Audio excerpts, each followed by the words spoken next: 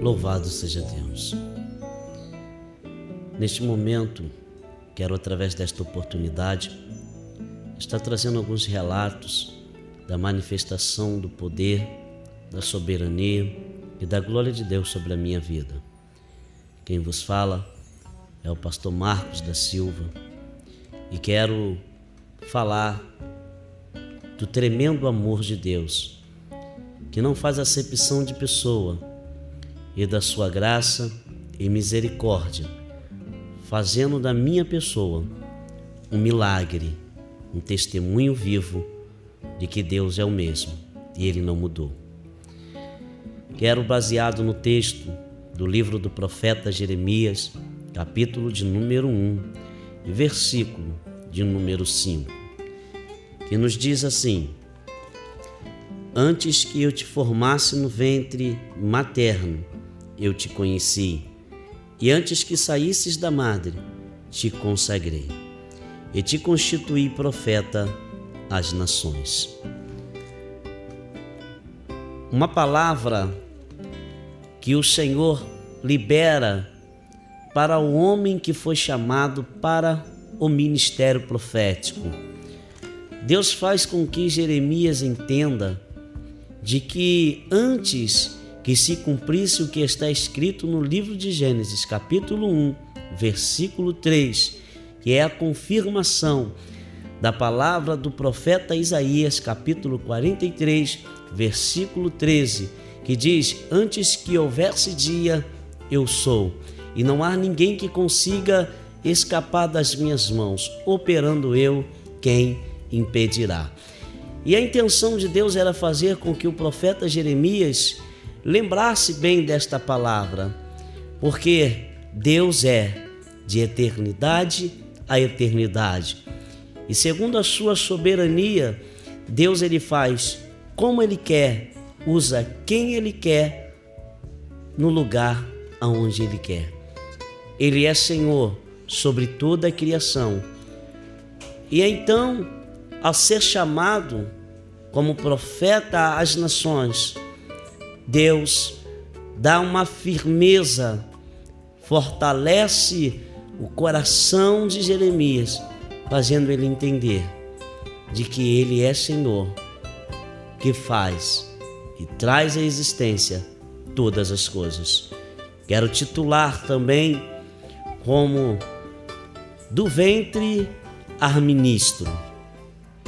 Esse é o título da mensagem do testemunho de vida que eu vos trago. Eu trago também, diferente de outros testemunhos que nós temos ouvido por aí, venho separando em 10 itens esse relato. O primeiro item eu quero falar da gestação, pois nenhuma gravidez é indesejável, pois todos fazem parte do propósito divino. Eu quero com isso dizer de que não há nenhuma gravidez que seja indesejável para Deus, porque Deus é aquele que faz as coisas acontecerem, por mais que o homem não entenda. Deus ele é Senhor, e em todas as coisas há um propósito de Deus. Baseado como referência, eu quero trazer no livro de Eclesiastes, capítulo 11, no versículo 5, o seguinte texto: assim como não sabes qual é o caminho do vento, nem como se formam os ossos no ventre da que está grávida, também não sabes as obras de Deus, que faz todas as coisas. Eu quero com isso dizer de que quando minha mãe engravidou, foi uma gravidez indesejável, ou seja, foi um projeto que não estava dentro do cronograma dela, muito menos do meu pai. E por pressão, a minha mãe tentou abortar 2 vezes, mas todas as 2 tentativas foram frustradas por causa do propósito de Deus. Porque não há nada e nem ninguém que consiga impedir o agir de Deus. Não há nada e nem ninguém que consiga atrapalhar o projeto de Deus. E por mais que a minha gestação tenha sido algo indesejável, ainda que não estivesse dentro dos sonhos, dos projetos dos meus pais, com certeza eu já estava fazendo parte dos sonhos e dos projetos do Deus Todo-Poderoso. E é por isso que eu estou aqui, nesse momento, trazendo esse relato, porque quando Deus tem um propósito, não adianta, porque Deus, Ele é Senhor. Aquilo que Ele começa, Ele termina, porque Ele é Deus perfeito. Por isso, ainda que você não esteja entendendo as coisas que acontecem na tua vida, a Bíblia nos afirma que o dia do amanhã pertence a Deus. Devemos estar sempre cautelosos, prevenidos, para que o indesejável não aconteça, mas quando algo acontece, é porque Deus tem um propósito, porque Deus é aquele que abre o ventre da mulher estéril, e não há explicação para isso. O segundo item é o crescimento. Conduzido pela influência das amizades, eu também combati muito os conselhos dos mais experientes. Concordo quando dizem de que ninguém leva ninguém para o mau caminho, mas a amizade, ela influencia bastante. A influência é algo que muda, é algo que transforma comportamentos, que transforma culturas, ideias. E quando eu passei por esse processo, por essa fase de crescimento, tive muitas amizades das quais os meus pais diziam para mim que iriam prejudicar muito o meu futuro, e eu muito questionei. Até mesmo pessoas que não faziam parte da minha família chegaram diversas vezes a conversar comigo, tentaram diversas vezes me aconselhar para que eu mudasse a minha maneira de viver, mas não estava eu dando crédito ao que os meus pais me diziam, muito menos aqueles que mostravam um carinho, um respeito e uma preocupação pela minha pessoa. E fui crescendo, andando com pessoas que eram viciadas, andando com pessoas que andavam por caminhos tortuosos. Foi aí que eu comecei a dar lugar para a curiosidade, a vontade de conhecer o efeito da maconha, conhecer o efeito do álcool, conhecer também o efeito da cocaína. E foi aí então que eu não apenas me entreguei ao desejo de conhecer, mas também me entreguei ao desejo de me tornar um consumidor das tais drogas. E aí, sendo aprisionado, comecei não apenas a fazer uso, mas também a ir mais além no envolvimento das minhas amizades, porque aí eu já não estava mais envolvido com pessoas que eram usuárias, eu já estava envolvido com pessoas que traficavam, que são o tipo de pessoas que não são totalmente numa expressão, né, de generalizar, pessoas de pensamentos e de desejos de ruindade, mas são pessoas necessitadas, são pessoas que estão entregues às revoltas da vida, às dificuldades, e me envolvendo com esses tipos de pessoa. Quando pude então perceber, já estava eu vivendo o submundo do crime das drogas. E segundo o livro de Provérbios, capítulo 1, versículo 8, que diz assim: Filho meu, ouve a instrução de teu pai, e não deixes a doutrina de tua mãe. segundo o profeta, segundo o sábio, segundo o ungido de Deus, o rei Salomão, ele vem nos trazendo um aconselhamento precioso. Ele vem dizendo para que o filho atente para a instrução do pai e não abandone e não despreze a doutrina de tua mãe.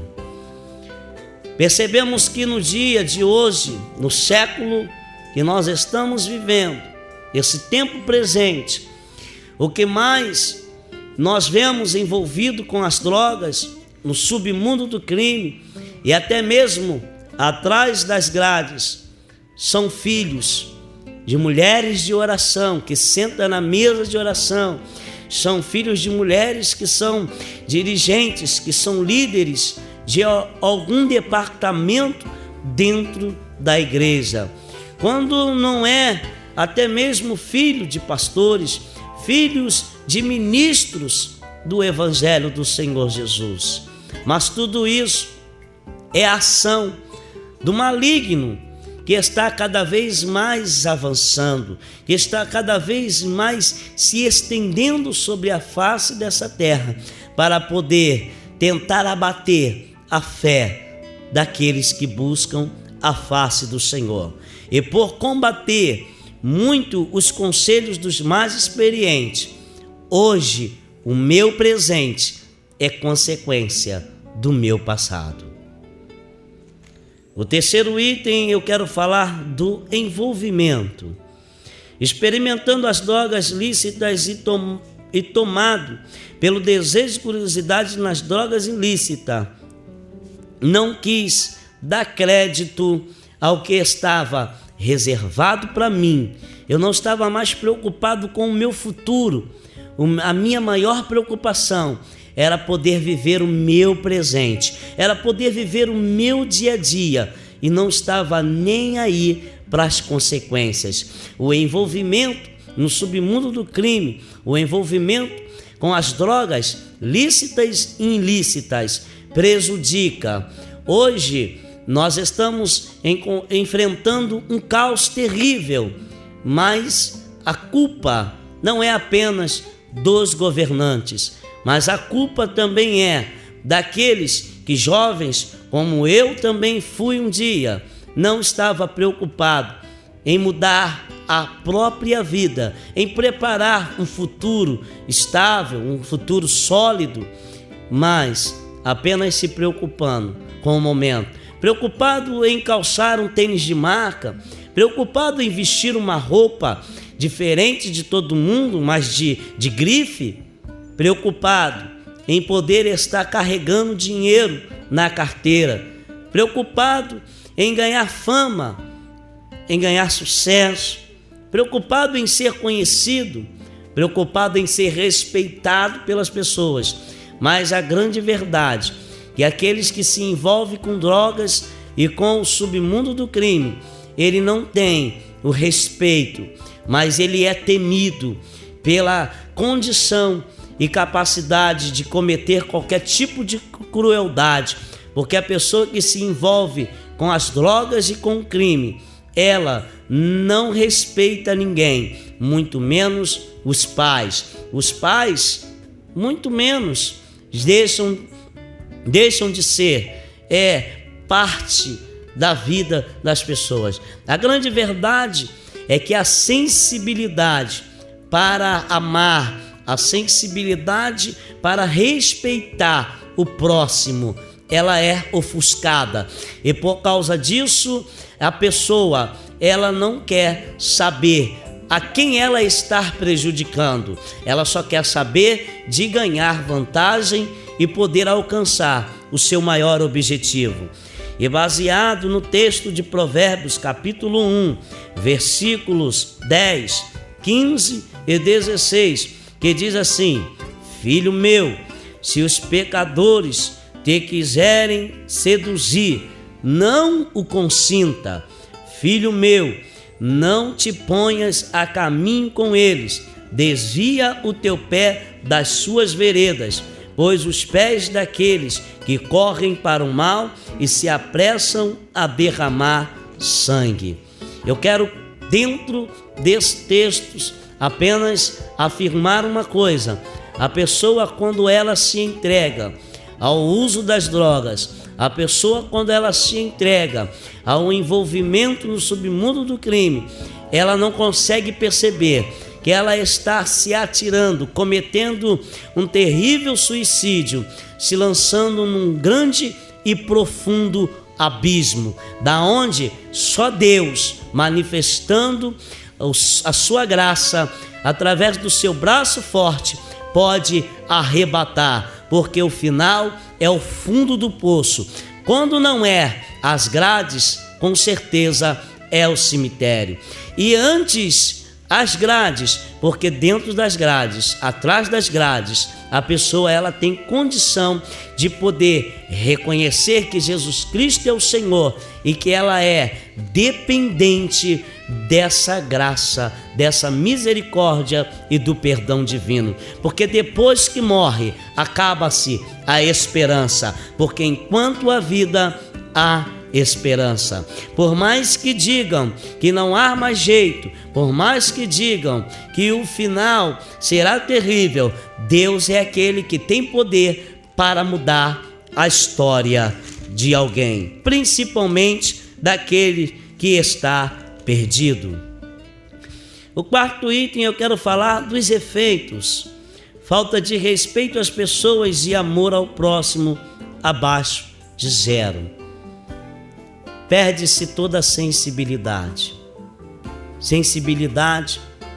de poder perceber e entender de que as pessoas que a amam de verdade não estão fazendo pressão. E na grande verdade, as pessoas que nos rodeiam são pessoas que nos amam e que se preocupam. Porque a grande verdade é que quem está de fora vê mais do que quem está dentro. Porque através de uma amizade, a pessoa, o jovem principalmente, se envolve com as drogas e com o crime, mas ela não consegue perceber que através daquela pessoa que parece ser amiga dela, amanhã pode ser essa mesma pessoa que vai puxar uma arma de fogo e vai roubar a vida dela. Porque no mundo das drogas ou no mundo do crime, ninguém é amigo de ninguém. Cada um é amigo dos seus próprios interesses, porque cada um busca aquilo que é agradável a si mesmo, ainda que necessário seja passar por cima de tudo e de todos. Por isso e por esta razão, a sensibilidade para amar, a sensibilidade para respeitar, ela vai se aniquilando, ela vai se apagando. É por isso que hoje muitos pais não conseguem ter mais o controle dos filhos, já não tem mais autoridade sobre os filhos, porque a posse já foi entregue nas mãos do príncipe deste século. Porque a pessoa, quando está totalmente envolvida, ela não consegue nem ser conduzida pelos seus impulsos, porque até os seus impulsos estão no controle do maligno.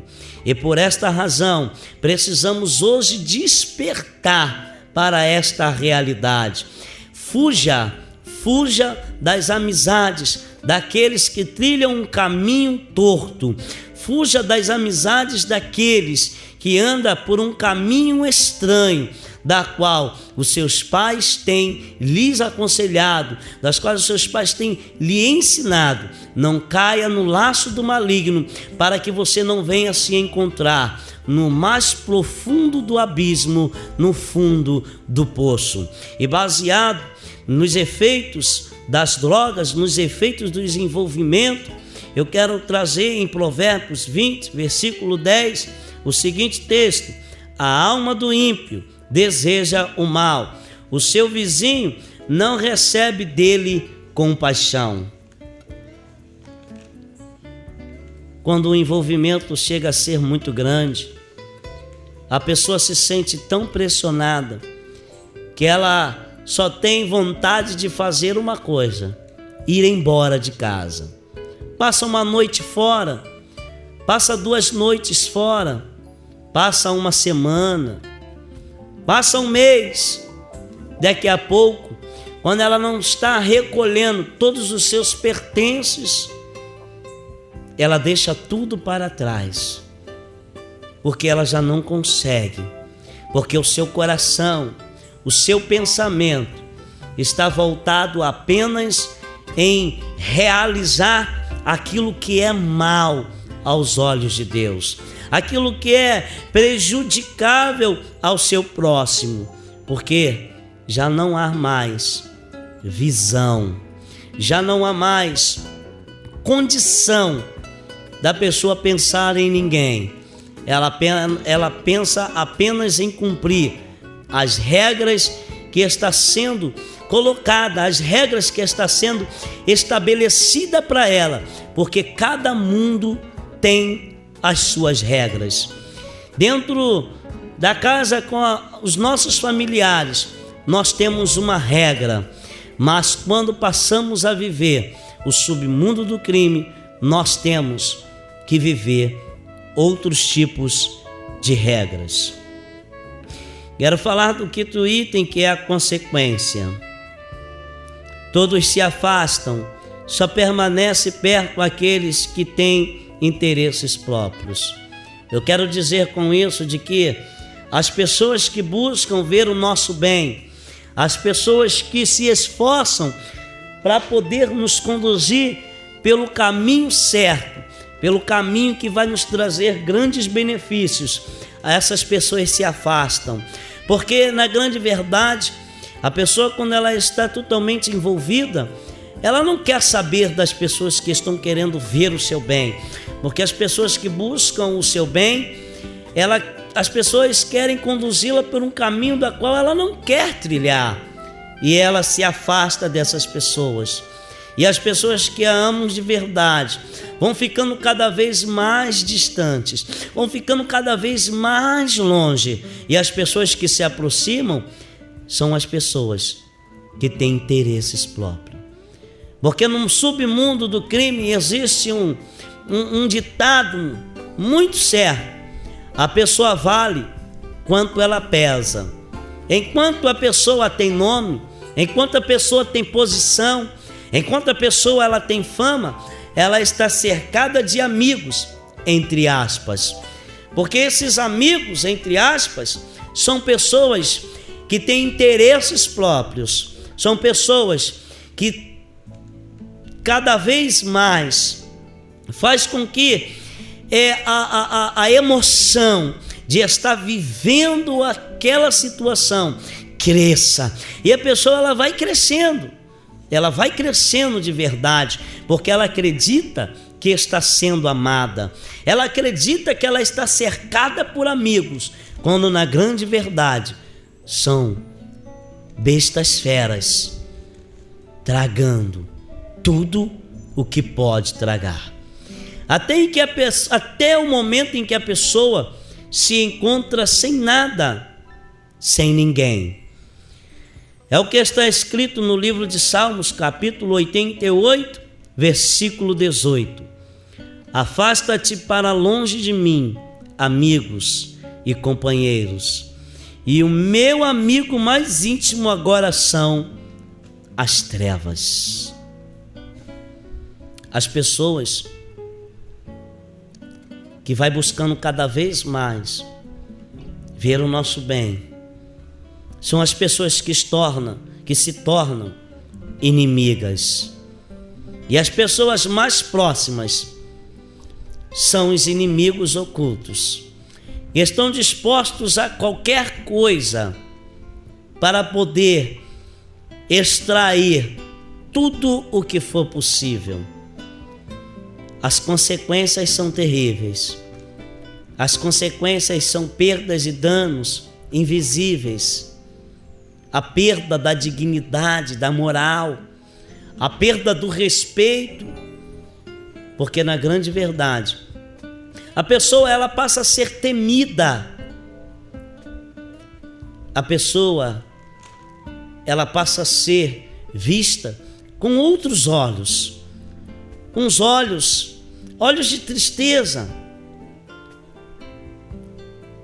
Mas Deus é aquele que está pronto para poder resgatar o teu ente querido, que está envolvido com as drogas, que está envolvido no submundo do crime, ainda que ele esteja portando uma arma de fogo de calibre poderoso.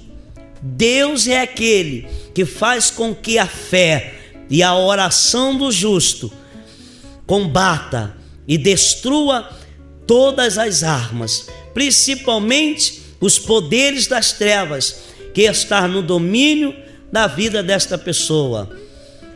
Você, pai, mãe, você, parente, que tem alguém da sua família envolvido nesse tipo de situação, que é prisioneiro, que é cativo desse tipo de situação, eu quero te dizer uma coisa: não desista, mas continue profetizando, porque Deus é aquele que destrói uma cidade por causa de um escolhido. E se tu tens certeza que tu és uma escolhida, um escolhido, nada e nem ninguém vai poder destruir o teu filho, nada e nem ninguém vai poder destruir esse ente querido teu, porque Deus é aquele que vai mudar essa história. Eu quero falar do sexto item, que é a experiência. O homem acredita que pode ou tem condições de fazer de sua vida o que bem quer, pois Deus dá limites. Baseado no livro de Provérbios, capítulo 16, versículo 25, e diz assim: há um caminho que parece direito ao homem, mas o seu fim conduz à morte. Estava eu já sem esperança nenhuma, com o coração também cheio de revoltas da vida, por causa das dificuldades, por causa das situações desagradáveis que muitas das vezes surgiam como imprevistos, me pegavam de surpresa. Ainda trabalhando, estava eu sempre envolvido com as amizades, estava eu envolvido com duas pessoas que eram gerentes do tráfico de drogas. Um era gerente na maconha e o outro era o gerente da cocaína. Mas eu sempre ajudava esses homens na contabilidade. Hoje os dois são falecidos porque foram assassinados. O gerente da maconha na época era o Daniel e o gerente da cocaína era o João Luiz. Mas eu sempre estava ajudando eles na contabilidade, até que chegou um dia em que eu fui demitido do meu serviço. Então a minha presença, a minha frequência com eles se tornou maior, e eles, percebendo de que eu estava sempre ali com eles, eles perguntaram se eu ainda estava trabalhando. E eu disse para eles que eu já não estava mais trabalhando, porque eu havia sido demitido. Aí estendeu-se para mim um convite para poder estar fazendo parte do mesmo hall que eles. E logo veio uma oferta para poder gerenciar um dos pontos da comunidade de Vila Vintém.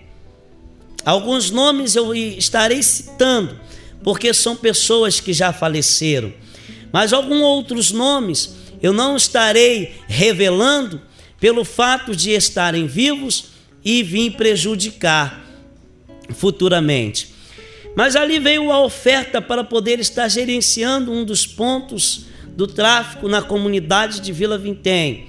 E mais que depressa, naquela emoção, empolgado, de estar vendo o movimento de dinheiro, desejando usar roupas de marcas e poder curtir a vida.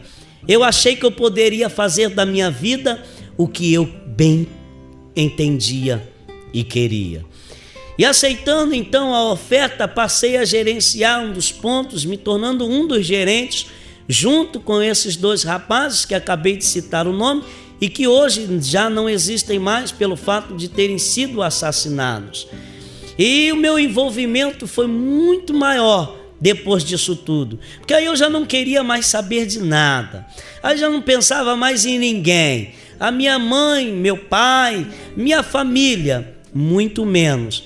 Mesmo eu tendo um irmão que era um policial militar e que hoje é um homem de Deus, um homem convertido, um pastor da comunidade evangélica do Ministério Semear, um homem que era um policial, mas que eu também não estava nem aí. Eu não estava preocupado de que eu estava me envolvendo, passando a viver uma vida contrária, uma vida oposta. Eu não estava querendo saber de que eu estava começando a viver uma vida da qual estava me titulando inimigo de meu irmão. Mas aí fui me aprofundando cada vez mais, quando eu percebi que eu estava vivendo uma vida que eu não queria viver, porque eu posso garantir a você que quem está fora pensa que a vida do crime é uma coisa, mas quando se está dentro, percebe-se de que a coisa é muito séria. Tem que dormir com os dois olhos abertos, tem que estar andando correto, porque até andando correto corre risco de vida. E foi muito difícil para mim, foi uma experiência muito grande, foi uma experiência profunda, porque quando eu estava de fora, eu ficava observando os homens que eram envolvidos, as pessoas que eram envolvidas diretas e indiretamente no tráfico. E eu achava legal, eu achava maneiro aquele ritmo de vida. A pessoa esbanjava a alegria, a pessoa esbanjava a satisfação em estar vivendo aquela situação, portando uma arma de fogo, aquela coisa chamando a atenção das pessoas. Só que quando eu percebi que eu já estava dentro, foi aí que eu tive o entendimento de que o entendimento que eu tive quando eu estava fora era um entendimento mentiroso, porque quando eu estava lá dentro, eu pude perceber de que quando se entra, existe uma grande dificuldade para poder sair. Só invocando o nome do Deus vivo, só buscando a face do Todo-Poderoso e só a manifestação da misericórdia de Deus para poder arrancar, para poder arrebatar a pessoa dessa situação. E fui vivendo, porque já não encontrava eu mais força, já não encontrava eu mais porta aberta para poder escapar daquela situação. E fui me envolvendo com situações que eu não posso, que eu não devo e que também não é agradável para mim relatar, porque são coisas abomináveis aos olhos do Senhor. E eu afirmo que eu não me sinto honrado em poder estar relatando o meu passado, pois hoje eu estou apenas trazendo esse testemunho à gravação para poder alcançar almas, para alcançar vidas que pensam que o último sinal é o cemitério, porque há muitas pessoas envolvidas, há pessoas que têm parentes envolvidos que acreditam que já não há mais solução. E digo também que há até mesmo crentes, pessoas que professam a fé no Cristo ressurreto, que já nem acredita mais no sobrenatural, que já nem mais crê no impossível, mas através desse testemunho eu venho afirmar de que Deus é aquele que chama à existência aquilo que não existe. Eu venho afirmar que Deus é aquele que opera aonde o homem menos espera.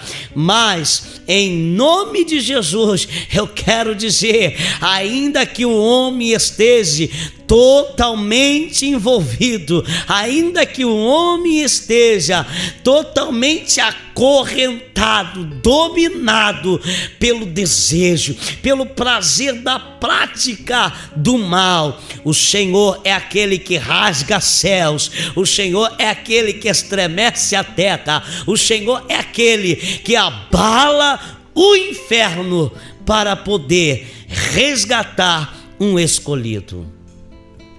Hoje eu só estou aqui por causa das orações do meu irmão, por causa das orações da sua esposa, por causa das orações de muitos que estavam na presença do Eterno e que acreditava de que Deus poderia mudar a minha vida, porque até eu mesmo já nem acreditava numa mudança, nem eu mesmo acreditava que poderia sair daquela situação com vida, porque foi terrível as coisas que foram cometidas através da minha pessoa, porque para Deus não existe tamanho, nível ou grau de pecado, porque pecado, tudo é pecado, não existe pecado pequeno e nem existe pecado grande, mas por maior que seja as ações pecaminosas de uma pessoa, ela vai se tornando cada vez mais inimiga de Deus, porque ela vai ferindo, ela vai entristecendo, ela vai tocando o coração de Deus de uma maneira totalmente desagradável. Você pode estar percebendo, ouvinte, que esse testemunho está seguindo por uma linha completamente diferente de outros testemunhos por aí, porque eu quero afirmar de que o testemunho dos ex-traficantes não são diferentes. A única coisa que muda é o personagem. Mas eu quero falar das maravilhas que Deus operou na minha vida, desde o ventre até a posição que hoje eu exerço na presença do Pai Celestial. Irmãos, foi terrível, a ponto de eu cair numa delegacia e estar ali envolvido com pessoas que estavam fazendo pactos, pessoas que estavam fazendo as suas oferendas às entidades que têm uma certa fama, uma certa veneração no mundo espírita. E como eu cresci nesse meio, porque minha família quase toda frequentava o espiritismo, a minha família quase toda era envolvida com feitiçaria, e pelo fato de eu ter sido criado nesse meio, eu comecei a seguir esse mesmo conselho, comecei a fazer ali as minhas promessas às entidades, até que chegou um dia, estava ali detrás das grades, um jovem que estava desviado dos caminhos do Senhor, um filho de pastor, começou a louvar o hino da harpa cristã, o hino de número 39, que diz assim: bendito seja o Cordeiro que por nós bendito seja o Cordeiro. Era este hino que ele estava louvando. um hino que fala profundo aos nossos corações. Bendito seja o seu sangue, que por nós ali ele verteu. Olha, esse hino é tremendo e maravilhoso.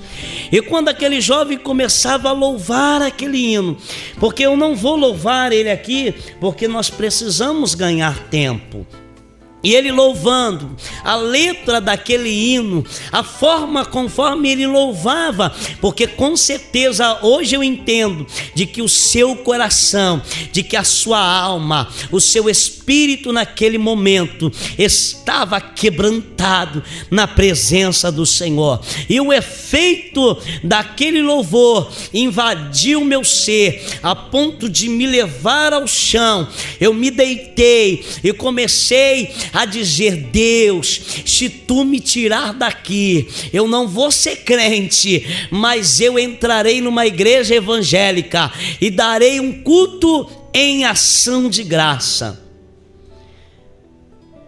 Percebe-se de que eu não estava ali assumindo um compromisso com Deus, não estava eu ali fazendo um propósito com Deus, a ponto de me entregar, a ponto de me render. Eu apenas queria que Deus manifestasse o seu poder em me tirar daquela situação e em seguida prestar a Deus um culto em ação de graça.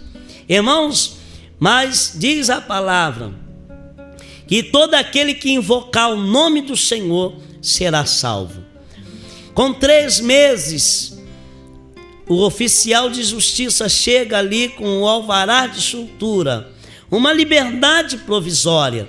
E ali eu pego e saio, chego na rua, eu nem sequer pedi para que alguém realizasse o culto em ação de graça, muito menos coloquei os meus pés na porta de um templo evangélico para poder agradecer a Deus, porque o período que eu estive em liberdade foi apenas para poder resgatar, restabilizar a minha vida naquela situação. Mas não durei muito tempo. 2 meses depois, estava eu sendo abordado por alguns policiais e sendo levado mais uma vez à prisão, sendo que aí a coisa foi diferente. Os policiais me bateram tanto que eu tive 3 costelas quebradas, me bateram tanto que eu tive o supercílio aberto, apanhei tanto naquele dia que eu estava jogado no chão e passou perto de mim uma anciã, passou próximo de mim uma mulher de cabelos brancos e ela olhou para mim de coque, de saião comprido, ela olhou para mim com a Bíblia no peito, olhou dentro dos meus olhos e disse: daqui só Deus pode tirar. Engraçado que quando ela liberou essa frase, essa palavra invadiu meu ser e causou um grande impacto, que eu regressei lá atrás e lembrei da primeira vez que eu havia caído atrás das grades, e lembrei do voto que havia feito com Deus, mas eu também lembrei de que eu fiz o voto, mas não cumpri com o voto, mesmo Deus sendo fiel. E ali eu fiz um outro voto e pedi a misericórdia e o perdão de Deus e disse: Deus, se tu me tirar daqui, eu já não vou dar mais um culto em ação de graça, eu vou passar a te servir. Mas como não tem como enganar a Deus, eu fui condenado. A sentença foi 4 anos e 65 dias de prisão. E ali a minha vida foi um tormento atrás das grades.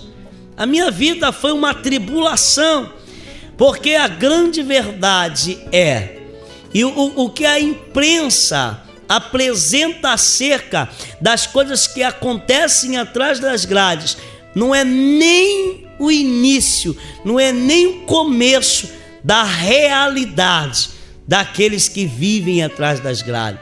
É um mundo completamente diferente. É um mundo que aparentemente tem leis, tem regras, mas que são quebradas a todo momento. Mas enfim, foi um lugar que foi especial para mim, porque um dia em angústia, um dia eu tomado por uma grande aflição, me separei de todo mundo e comecei a perceber, comecei a reparar a distância, que à minha esquerda estavam os companheiros de cárcere, os companheiros com semblantes enegrecidos, semblantes pesados, e a conversação era aquelas conversas pesadas. Quando eu sair eu vou fazer, quando eu sair vou acontecer, quando eu sair aquela pessoa vai ver, quando eu sair eu vou correr atrás do meu prejuízo. As conversas eram conversas desagradáveis, eram conversas de pessoas revoltadas. Mas ao olhar para a minha direita, reparei outros companheiros de cárceres, pessoas recém-convertidas e pessoas que já estavam há um bom tempo na presença do Senhor, pessoas que haviam se convertido ali dentro, pessoas que já haviam cumprido 7 anos, pessoas que já haviam cumprido já até mesmo 10 anos, mas que estavam ali, pessoas que ainda faltava cumprir alguns anos, mas pessoas que estavam com um semblante leve, os semblantes resplandecidos, pessoas que estavam mostrando sorrisos, mas aqueles sorrisos sinceros. E eu comecei a querer entender, porque estavam ali pessoas que eu conhecia, e eu comecei a questionar: Deus, como é que pode? Aquele homem ali já tirou 7 anos e ainda tem mais 8 anos para cumprir e está ali rindo, enquanto alguns estão ali já para ir embora. Faltam alguns meses, faltam alguns 2 ou 3 anos para ir embora, mas são pessoas que estão revoltadas assim como eu. Como pode uma coisa dessa ser realidade? E aquilo mexeu comigo. Aquela cena começou a dar liberdade para o Espírito de Deus, que convence o homem do pecado, da justiça e do juízo. O Espírito da verdade começou a trabalhar dentro do meu interior. Até que um dia, o rapaz que era meu companheiro, porque nós chamamos de cubículo, eu digo nós, pelo fato de que hoje eu ainda trago essa linguagem de cubículo. Era o quarto, a cela, né? Porque lá não se chama cela, chama-se de quarto ou de cubículo. Então o rapaz que me fazia companhia no quarto, naquele sistema penitenciário, o Giovanni, ele se converteu. E o homem, ele era pior do que eu em matéria de vício. O homem, ele era terrível, tudo que deixava drogado ele usava. Um dia aquele homem se rendeu aos pés do Senhor, se convertendo ao Evangelho da graça do Senhor Jesus Cristo. Ele tentou diversas vezes a conversar comigo, ele tentou diversas vezes a me levar a fazer uma visita no templo, porque dentro do sistema havia um templo que chamado Aliança do Concerto. Mas eu nunca que ia, até que chegou um dia, estava eu completamente tomado, dominado pela tristeza. Aquele para mim estava sendo o pior dos dias que eu estava vivendo atrás das grades. E ele pega, me chama, e eu olho para ele de longe, ele acompanhado de um outro homem de Deus, Lúcio, um homem que eu havia conhecido lá no complexo de Bangu. Na época era o Vicente Piragibe, um homem que fazia exercícios físicos para poder realizar fugas, um homem que tentou diversas fugas, e uma das tentativas eu estava junto com ele, que tentamos uma fuga pelo esgoto. Ali estava o Lúcio convertido, estava ali o Lúcio, um homem que já estava hoje não lembro, mas já estava há alguns anos preso e que ainda tinha 15 anos para cumprir. Estava ali um homem convertido e ele me chamou junto com o Giovanni. E eu fui. E eles me levaram para dentro do quarto. Eu sentei na cama, que é chamada de comarca, que é uma beliche, um em cima, outro embaixo. E eu sentei e fiquei ouvindo. O Giovanni ficou intercedendo com os olhos fechados. E o Lúcio ficou pregando a palavra de Deus para mim. E ali eu comecei a ser tomado pela tristeza com uma força maior da qual eu já estava vivendo.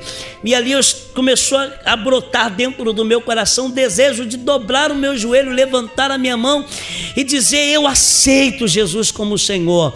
Mas o inimigo, ele é tão terrível na sua operação, na sua vontade de atrapalhar a obra de Deus, que eu perguntei para ele: o que eu devo fazer para poder aceitar Jesus? Eu sabia que eu tinha que dobrar o joelho e levantar a minha mão, mas ali eu fui tomado, eu fui me vendo ficando pequeno, eu fui me reduzindo a nada, e foi uma luta para me poder levantar daquela cama, para poder dobrar o meu joelho.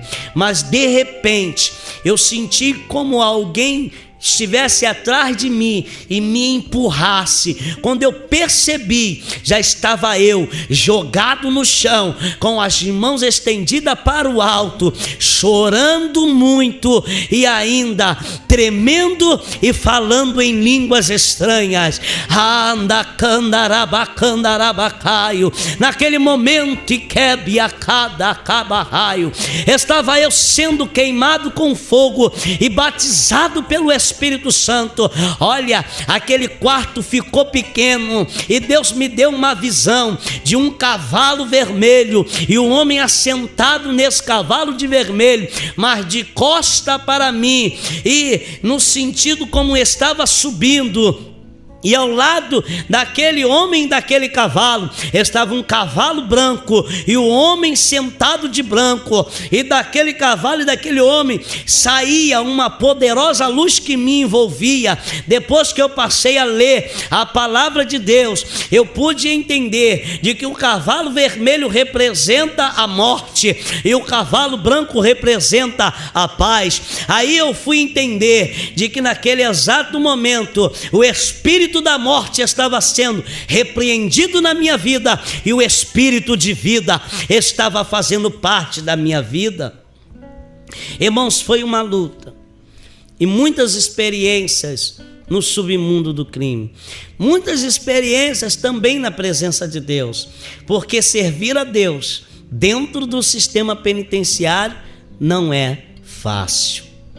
Quando alguém se converte dentro do sistema, ele é chamado de X9, porque crentes têm que falar a verdade. E as primeiras pessoas a serem pressionadas dentro do sistema, quando acontece qualquer tipo de coisa anormal, segundo a visão da direção, as primeiras pessoas a serem pressionadas são os crentes. Porque a direção sabe que o crente vai falar a verdade, o crente não vai mentir.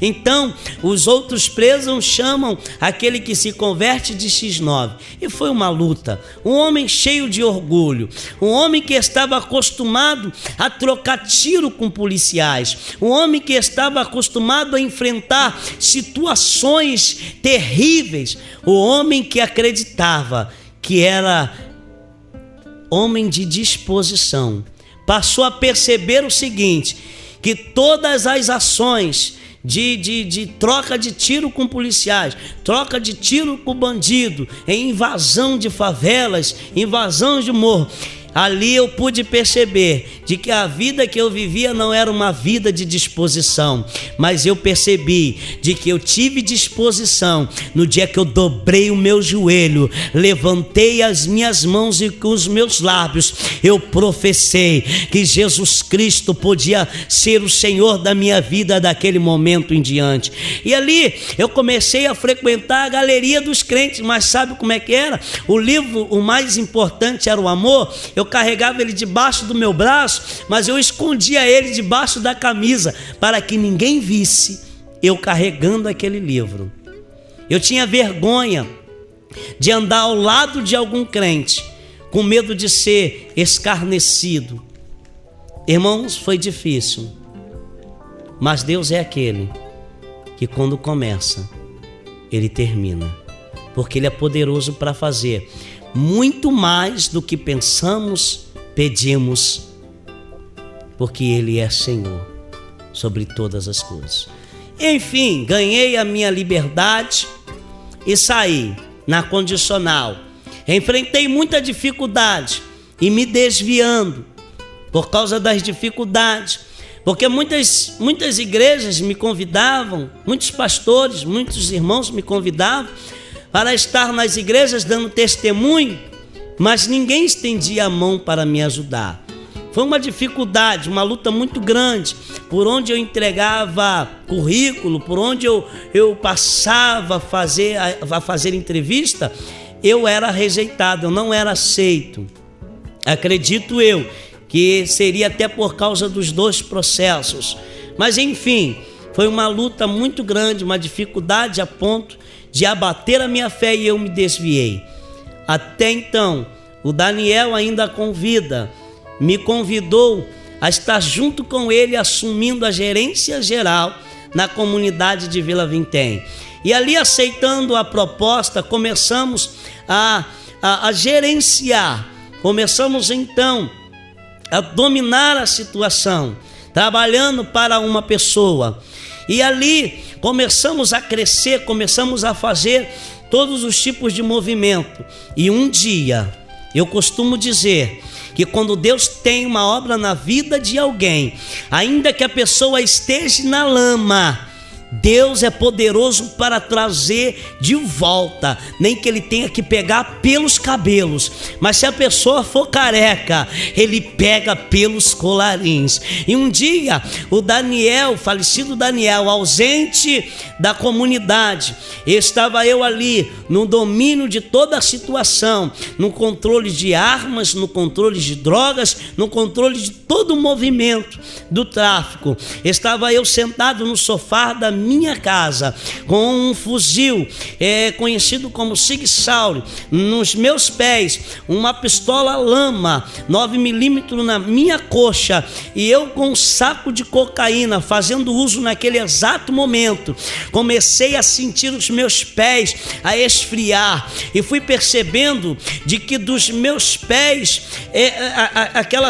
aquela frieza começou a me dominar, e eu senti que os meus pés estavam adormecidos e estavam ficando gelados, e de repente no meu ouvido esquerdo começou a soar uma voz dizendo: agora eu vou te levar. Mas era uma voz que soava macabramente no meu ouvido, dizendo que iria me levar. E minha esposa deitada no quarto dormindo, eu tentei gritá-la e senti como se alguém tivesse sentado na minha barriga, e eu ali comecei a escorregar pelo sofá, senti aquele peso em cima de mim e aquela coisa fria me dominando, e senti como se alguém tivesse colocado a mão na minha garganta e roubado todo o meu ar. Foi sumindo dessa maneira.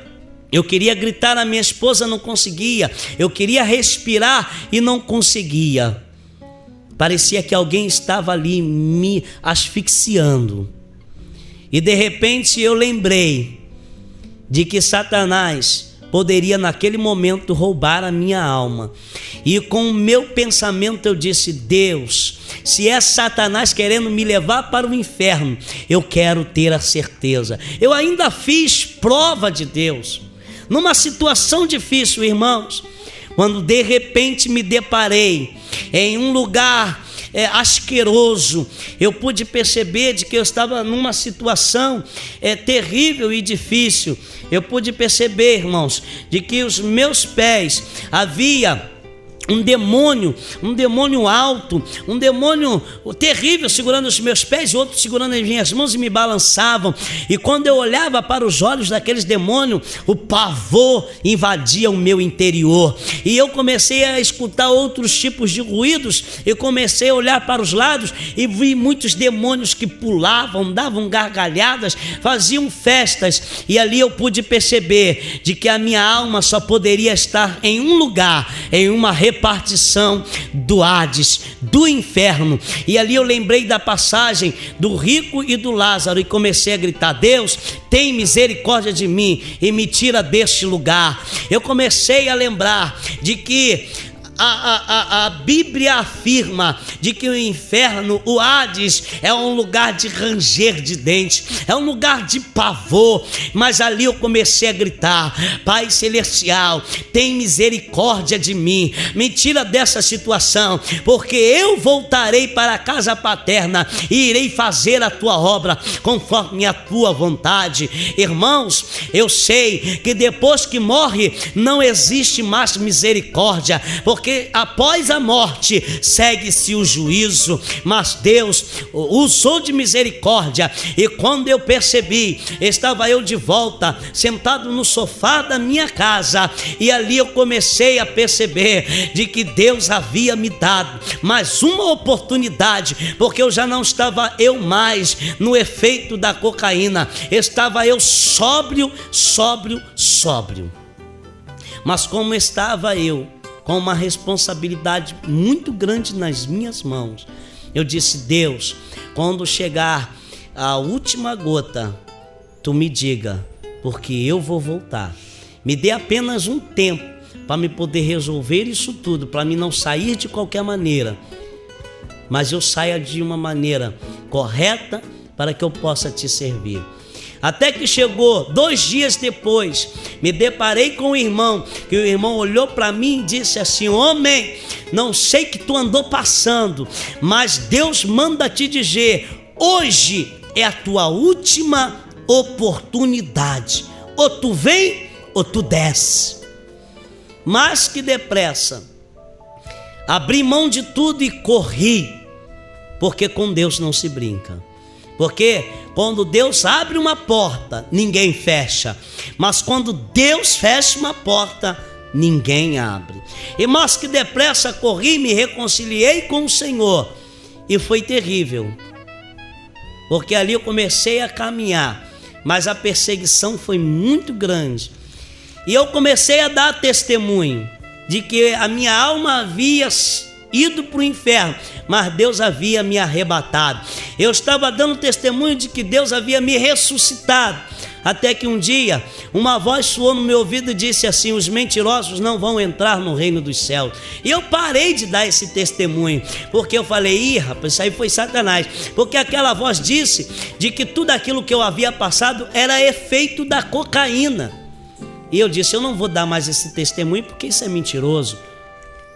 E um dia eu ministrando a palavra de Deus, uma mulher, uma profetisa do Senhor, levantou. Eu não havia falado nada da minha vida, mas ela levantou com ousadia, cheia do Espírito e com autoridade, disse: homem, assim te diz o teu Senhor, abra a tua boca e diga tudo aquilo que eu tenho feito na tua vida, porque afirmo que tu já estava na mão daquele, e a posição do dedo daquela irmã era para baixo, e ela disse: tu já estava na mão daquele, e ela estendeu a mão para o alto e disse: mas eu, o Senhor, disse: solta, porque este é meu. Ali eu tive a certeza de que aquilo que eu havia vivido não era efeito da cocaína, mas era uma grande realidade do poder de Deus na minha vida. Mas as dificuldades foi muito grande, que pela segunda vez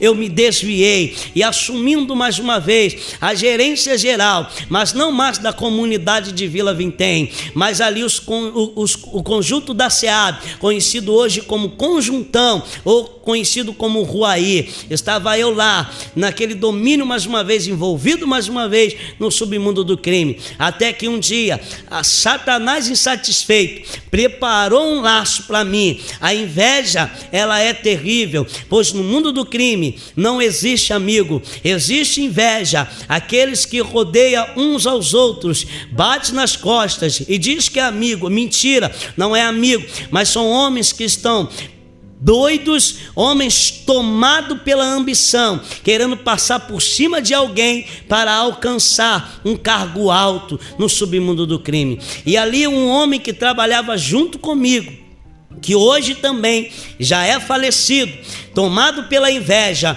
ele preparou uma cilada, mas Deus cortou a cilada, fechou a sepultura que foi aberta para mim, e mais uma vez me dando a oportunidade, permitiu com que eu viesse a me reconciliar. E hoje eu, na presença do Senhor, sou um pastor evangélico e tenho andado por aí dizendo de que Deus é aquele que tem poder para transformar a alma daquele que crê, porque sem fé é impossível agradar a Deus. Ainda que esteja no fim do poço, Deus arrebata, porque Deus, ele não despreza ninguém, Deus não dá as costas para ninguém, segundo a palavra do profeta Isaías, capítulo 59, que diz: os ouvidos de Deus não estão acravados para que não possa ouvir, e nem as suas mãos encolhidas para que não possa salvar. E eu um dia deitado na cama da minha mãe,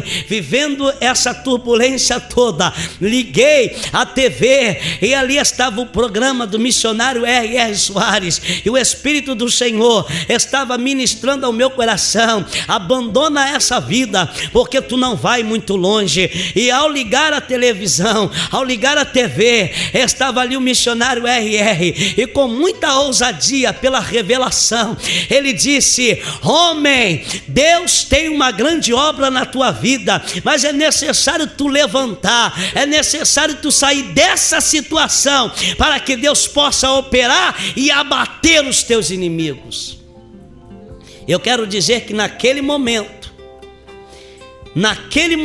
que o missionário liberou essa palavra profética, eu estava sem camisa, eu estava de bermuda, com um saco de cocaína nas mãos, estava eu chorando, estava eu numa grande depressão, porque estava eu sentindo que a qualquer momento estaria eu descendo a sepultura. Ali comecei a tremer e a falar em língua estranha, e comecei a ser renovado pelo poder de Deus, e ali, retornando para a presença do Senhor, Deus começou a moldar, Deus começou a trabalhar no vaso, e a minha conversão, ela se tornou real. Naquele momento comecei a trilhar as veredas do Altíssimo. E diz a palavra do Senhor, segundo o Evangelho de João, capítulo 3, versículo 3: em verdade te digo, que quem não nascer de novo não pode ver o reino de Deus. Não basta apenas carregar uma Bíblia, não basta apenas vestir uma roupa que vai identificá-lo como crente, como homem de Deus ou como uma mulher de Deus. É necessário nascer de novo. Naquele momento eu percebi de que o Espírito de Deus estava realizando um novo nascimento, mas não de fora para dentro, porque eu era um crente que andava de manga comprida, ataviado. Eu era um crente que rejeitava muitas oportunidades, porque eu acreditava que o Evangelho do Senhor Jesus Cristo, o nosso Salvador, era um evangelho rígido. Mas hoje, após um novo nascimento, eu pude perceber que sem amor não adianta. Sem amor nós estamos vivendo uma religiosidade, porque as regras de vida, as regras de um novo nascimento é amar a Deus acima de todas as coisas e amar o seu próximo como a ti mesmo. É cumprindo esses dois maiores mandamentos é que nós vamos ter uma vida com Deus. Não basta apenas ser crente, porque muitos são crentes, mas estão vivendo uma religiosidade, e Deus não é aquele que está limitado a tradições. Deus não é aquele que está limitado a religiosidade, porque Deus não é religioso, Deus é uma realidade de vida. Irmãos, e foi maravilhoso para mim a minha conversão, porque a minha conversão não foi dentro do sistema, a minha conversão foi naquele momento, porque depois do sistema eu ainda havia me desviado 2 vezes, mas hoje, louvo a Deus, porque dia 4 de novembro do ano atual, 2006, completei 11 anos na presença do Senhor. E no dia 4 desse mês que nós estamos vivendo, de dezembro, desse mesmo ano, 2006, eu completei 1 ano de pastor. E eu louvo e glorifico ao Senhor, porque Satanás tem tentado contra a minha vida desde o ventre. Minha mãe sendo pressionada 2 vezes, dentro do cárcere, vivendo no mundo das drogas, vivendo no mundo do crime. Satanás preparou diversos laços, mas hoje estou eu na presença do Senhor, para poder dizer e afirmar a todos que Deus, assim como transformou a minha vida, pode transformar a vida do maior pecador. E eu quero, nesse momento, agradecer a Deus, nosso Pai, por esta oportunidade. Eu quero agradecer ao pastor Sandor, a pastora Rosa, que tanto intercederam, que tanto oraram por mim. Agradecer ao pastor Isidro, da Assembleia de Deus Oficina do Céu, que também faz o trabalho do projeto Elohim, Elohim, o Deus que governa. Agradecer ao pastor Daniel, da Assembleia de Deus Ministério Alfa. E enfim, agradecer a todos os irmãos que têm me apoiado, que têm me ajudado, que junto com a graça de Deus tem feito com que eu prossiga até aqui.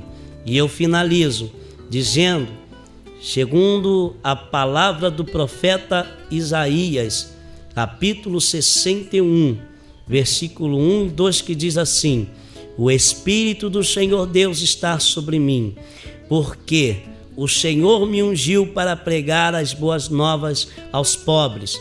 Enviou-me a restaurar os contritos de coração, a proclamar liberdade aos cativos e a abertura de prisão aos presos, e a apregoar o ano aceitável do Senhor e o dia da vingança do nosso Deus, a consolar todos os tristes. Eu louvo a Deus por esta oportunidade, porque hoje eu posso dizer que grandes coisas tem feito o Senhor em minha vida, porque eu não acreditava que poderia chegar aos 20 anos de idade, e hoje eu tenho 36 anos, e por mais que o inimigo e por mais que a morte tente, eu estou nas mãos do Senhor, e eu vou tomar posse do lugar e de tudo aquilo que Deus tem preparado no céu para mim. Deus abençoe e superabunde a sua graça na sua vida, ouvinte, em nome de Jesus. É um testemunho diferente, mas é um testemunho da glória de Deus.